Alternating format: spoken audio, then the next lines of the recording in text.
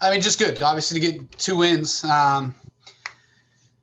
that's the most important thing. But it was good. I mean, just it was good to have Litchfield out there back. Obviously, we pitched really, really well tonight.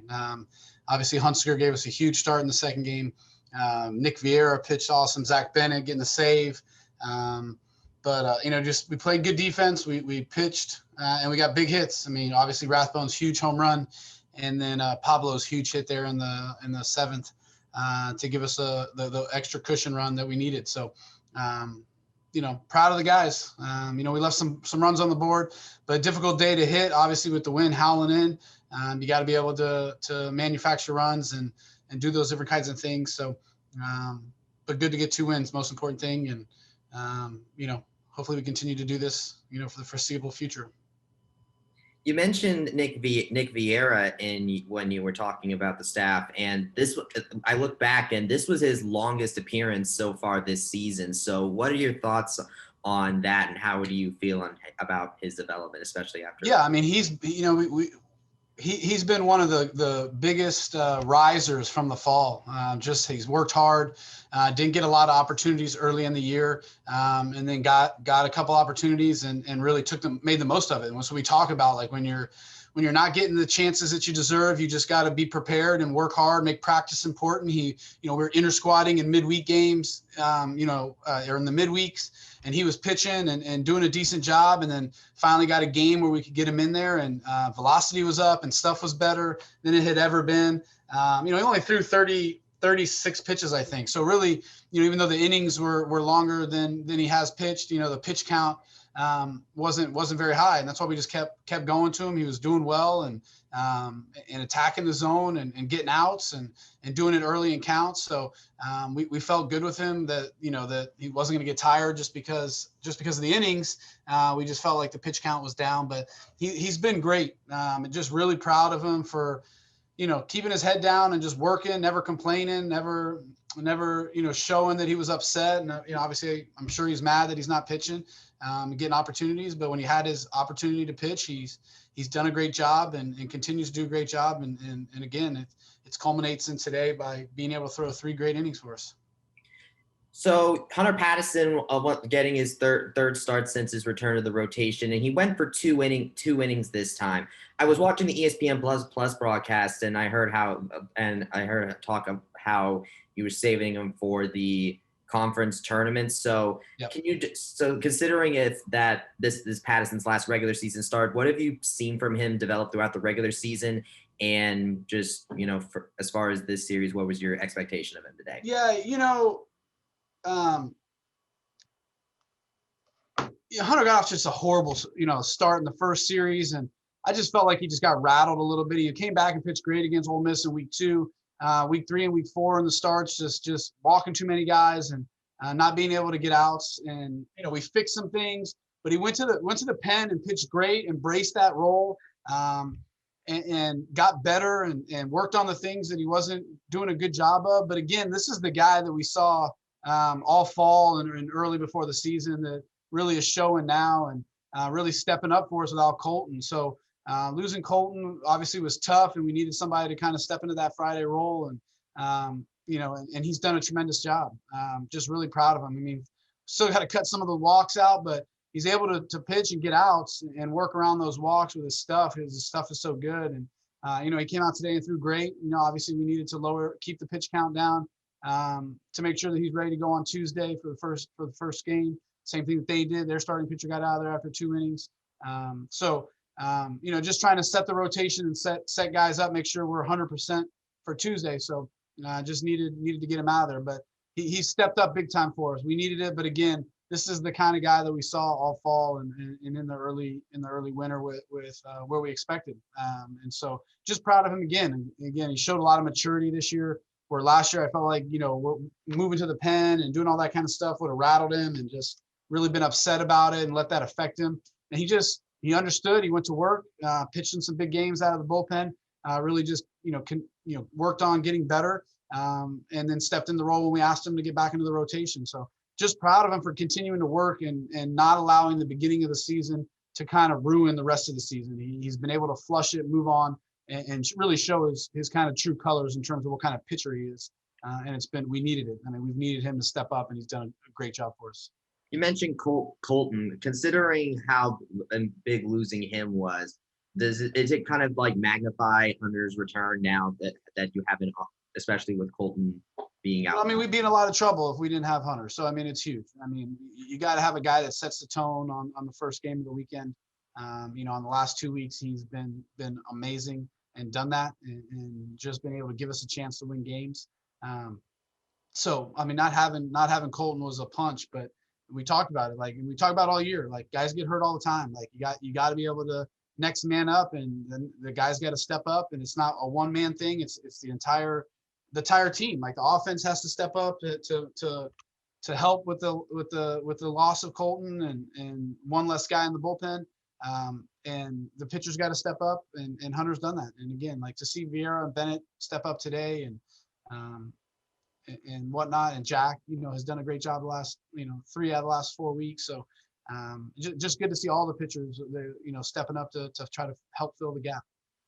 You mentioned how you've really had to manufacture runs today. Today was definitely where runs were definitely at a premium. How obviously you want to make sure you limit mistakes when you do that, but how important was it that you were able to, you know, not to manufacture those runs in a scenario where both your pitching staff and Houston's pitching staff were pitching fairly lights out? Yeah, I mean, both staffs were awesome today. Obviously, you know, they were able to sneak a run across in the first game, and then, you know, the only runs we scored was on that home run, but we had to get guys on and be able to get to the next guy. And Jeffrey Pena had an unbelievable day. I mean, even the outs that he made were loud, and but just get to the next guy and get to Rathbone, and he hits obviously a huge 3-run homer, which we needed. So, I mean, it's not always about the home run, but what happened before that to get to that spot. So guys just did a good job of getting on and getting Rathbone an opportunity, and he took advantage of it. And then obviously, again, we get the huge run there with Pablo's base hit up the middle to score with a runner at second base, and it proves to be the difference, the game winner. So just got to find ways to score runs. Again, I think, you know, again, I think the win's going to be the same all weekend. We got to get on base more. We tried a couple bunts, and, you know, the pitcher made a great play on Pablo's bunt. But we got to try to get on base more by doing some of those things and be able to use our speed and put ourselves in a scoring position, put some more pressure on them, and then allow, you know, a base hit to score some more runs. So as good as we did a job that we did today, we got to do a better job tomorrow to try to score a couple more runs and you know, give us some more breathing room there, you know, late in the game. So definitely want to try to bunt some more tomorrow and you know, use our speed and what we do on the bases and try to put some more pressure on them, because it's going to be really, really tough to hit home runs, really tough to drive balls in the gaps. I mean, you know, they hit a couple balls that, you know, with no wind are probably home runs. Montez hit a home run, you know, ball that would have been a home run with no wind on a normal day. So, you know, those things aren't just going to happen. You know, Rathbone's a different beast, you know what I mean? But they got a couple guys just like that can run one through the wind. So we just got to find ways to score runs tomorrow, manufacture, and, you know, bunt, get some bunt base hits, sack some guys over, steal some bags, and get some timely singles. You talk about Jordan Rathbone, and of course, this being his last year, you guys honored him in the pregame. What is it? I guess how would you just kind of describe Jordan this week, considering this is his last regular season series, and also just over the past couple of weeks where he's managed to hit enough home runs to surpass Ben McCabe for the team lead? Yeah, I mean, Jordan is just a tough dude, man, and just the life that he's had to lead, and you know, going to Gonzaga and then doing a junior college and coming here. He doesn't play his first year, and you know, I know that's frustrating, but man, he just really bought in and got tougher and stronger and better and worked his tail off. And dude is, you know, the epitome of development and just not giving up and believing in the coaching staff and the program and buying in. He just did a better job of buying into nutrition and weightlifting and just the mental game. And, you know, when you watch him, he has a routine, and, you know, just the way he goes about his business and how tough he is. Like, just somebody that, you know, again, I've tried to tell the hitters, like, I hope they are, especially the young guys, I hope they have watched him. I hope they are trying to soak up as much knowledge and information and watch him, because he's done such a great job of going from a guy that had, I don't know, 15, 20, 25 at bats and to being one of the most feared hitters in our league, the most consistent hitters in our league. And so just proud of him. Such a good kid, come across country from Washington to Arizona to here.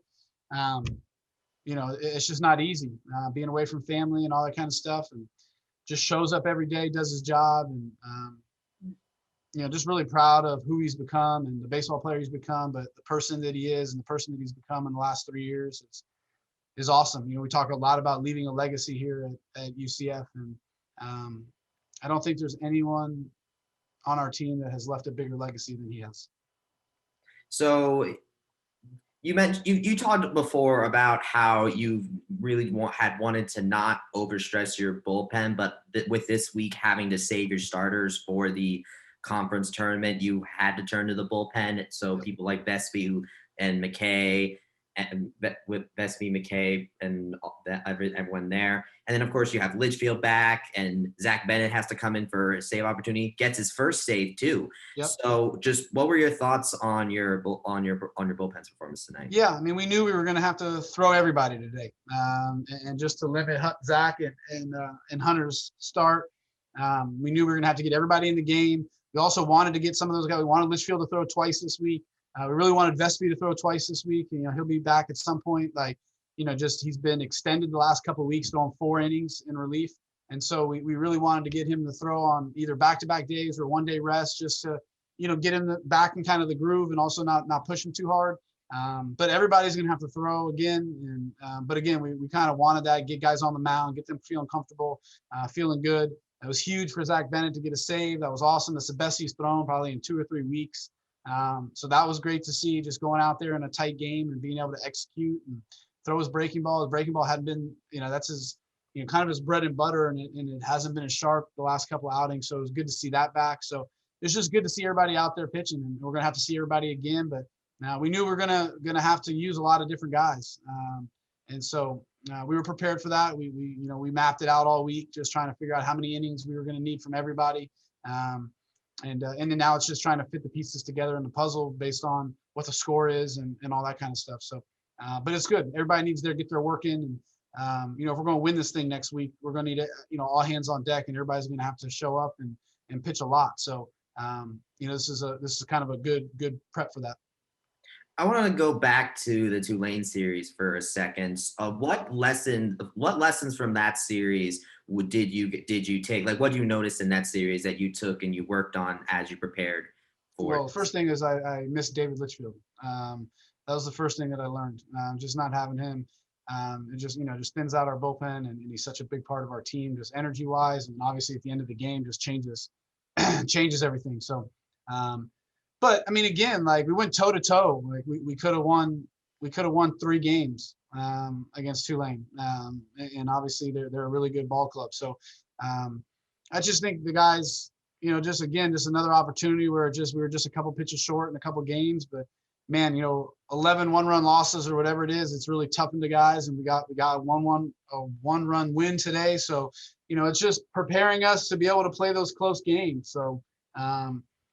Hopefully, today was a kind of a culmination of what we've had to go through and all the bad things, you know what I mean? And you hope that maybe today's win was a, kind of a byproduct of all the bad stuff that's happened to us. So we just got to continue. It was really kind of toughened our kids up and playing in these, really close games, and just kind of, learning how to win. Young guys just trying to learn how to win. So hopefully, all those things that we've gone through are kind of toughening us up and doing those things and really teaching us.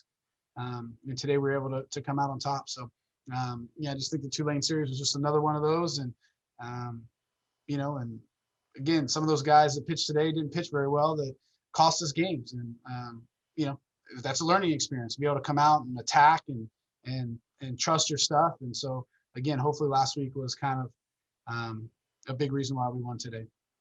So the conference tournament, of course, draws ever closer. You've got 2 games left before you go to that. What is something that you want your team to be able to pick up in their final 2 games before that conference tournament? Well, I mean, again, just continue to learn how to win, but also just continue to get better. I mean, we've got to use these last 2 games as a springboard, from a confidence standpoint, from just the ability to go out and get better and get hot and see pitches and execute pitches. And, every day is an opportunity to get better. We talk about playing our best baseball at the end of the year, and we talk about continuing to move the needle forward in terms of getting better every single day, and not riding a roller coaster. And, we've rode a roller coaster early on in the year, but and we've fought and competed and like crazy, and just young guys learning how to win, and every game is an opportunity for us to learn how to win and get better and just get more at bats and innings under our belt. These freshmen aren't freshmen anymore. Like, they've all gotten to play a ton and experienced and all that. And so we just use every game as an opportunity to move us forward and try to be the best team that we possibly can be going into Tuesday.